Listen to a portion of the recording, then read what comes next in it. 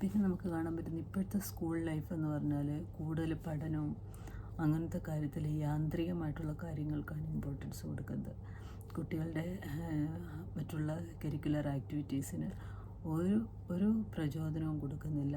ഇപ്പോഴും പഠനം അങ്ങനെയുള്ളത് വരുമ്പോഴത്തേന് കുട്ടികൾക്ക് അവരുടേതായിട്ടുള്ള ഡെവലപ്മെൻറ്റ്സുകൾ, അതായത് അതർ ദാൻ സ്റ്റഡി, അവർക്കൊന്നും നടക്കാതെ പോകുന്നു. അപ്പോൾ ഈ സിനിമയിലൂടെ നമുക്ക് അങ്ങനൊരു കാര്യം കാണാൻ പറ്റും. ഈ ആരെങ്കിലും ഈ സിനിമ കാണാതെ പോയിട്ടുണ്ടെങ്കിൽ കുട്ടികളെയും മാതാപിതാക്കളെയൊക്കെ കാണിക്കേണ്ടതാണ്. മാതാപിതാക്കളോടുള്ള കുട്ടികളുടെ ആറ്റിറ്റ്യൂഡ്, അതായത് നമ്മൾ വിചാരിക്കണം, നമ്മളുടെ വീട്ടിൽ നിന്നാണ് നമ്മൾ ആദ്യം ഒരു വ്യക്തിയിൽ വരുന്ന മാറ്റം ഒരു സമൂഹത്തിന് മാറ്റം വരുന്നത്. ഒരു സമൂഹം രക്ഷപ്പെടുമ്പോൾ ഒരു രാജ്യം തന്നെ രക്ഷപ്പെടുന്നത്. അങ്ങനെയാകുമ്പം ഈ ലോകം തന്നെ രക്ഷപ്പെടും. ഇവിടെ നമുക്ക് കാണാൻ പറ്റുന്നത് പേരൻസ് തങ്ങളുടെ കുഞ്ഞുങ്ങളെ ചെറുപ്പത്തിൽ ടീച്ച് ചെയ്യുന്ന രീതിയും അതിനുശേഷം സ്കൂളിൽ കൊണ്ടുവിട്ട് കഴിയുമ്പോഴത്തേക്കും നമ്മൾ പറയുന്നത് സ്കൂളുകാരുടെ ചുമതലയാണ്, പേരൻസിന് പിന്നെ നോക്കേണ്ട കാര്യമില്ല. പക്ഷേ പേരൻസ് സ്കൂളുകാർ പറയും ഇത് പേരൻസിൻ്റെ ചുമതലയാണ്. അങ്ങനെയുള്ളൊരു സാഹചര്യത്തിൽ ഇതിനകത്ത് വിഷമിക്കുന്ന കുഞ്ഞുങ്ങളാണ്. അതുകൊണ്ട് ഇതിനകത്ത് നമുക്ക് അങ്ങനെയും കുറേ കാര്യങ്ങൾ പഠിക്കാൻ സാധിക്കുന്നുണ്ട്. പിന്നെ നമ്മൾ UK പോയി കഴിയുമ്പോഴത്തേന് അവിടുത്തെ സാഹചര്യങ്ങളും എന്ത് കഷ്ടപ്പെട്ട് അവരൊക്കെ ജീവിക്കുന്നതല്ലേ.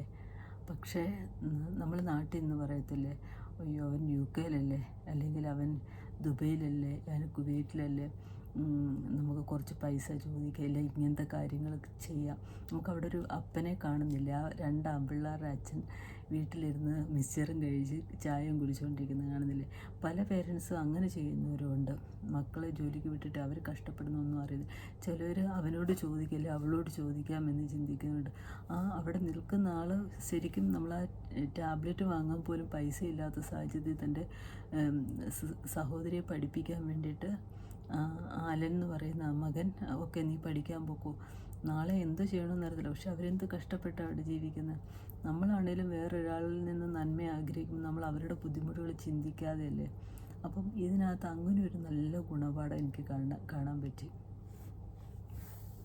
പിന്നെ അവസാനമായിട്ട് അവിടെ ഒരു മതത്തിൻ്റെ റിലീജിയസ് ഡിസ്ക്രിമിനേഷൻ കാണുന്നില്ല. കാരണം ബിജുക്കുട്ടൻ മരിച്ചു കഴിയുമ്പോഴത്തേന് ബിജുക്കുട്ടൻ്റെ മോന് വരാൻ പറ്റത്തില്ല.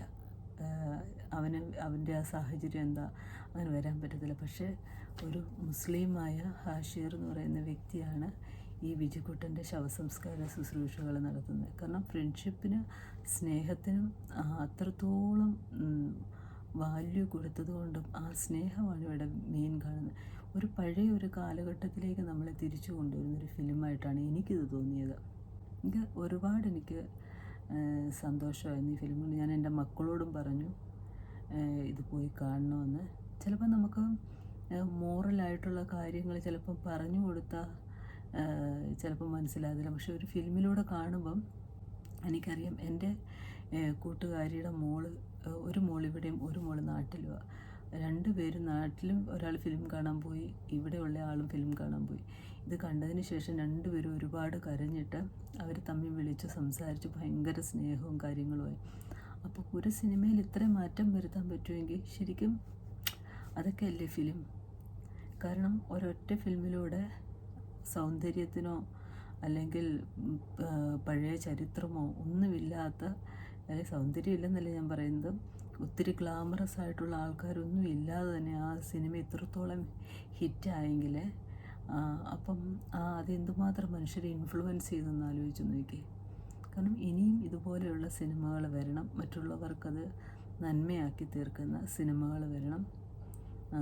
അതിന് അനേകരെ സർവശക്തനായ ദൈവം ഒരുക്കട്ടെ. എനിക്ക് തോന്നിയതാണ്. നിങ്ങൾക്ക് ഏതാണ് അതിനകത്ത് ഇൻട്രസ്റ്റിംഗ് ആയിട്ട് തോന്നിയത് കമൻറ്റ് ചെയ്യുക. ഇത് വീഡിയോ ഇഷ്ടപ്പെട്ടെങ്കിൽ ലൈക്ക് ചെയ്യുക, ഷെയർ ചെയ്യുക, സബ്സ്ക്രൈബ് ചെയ്യുക.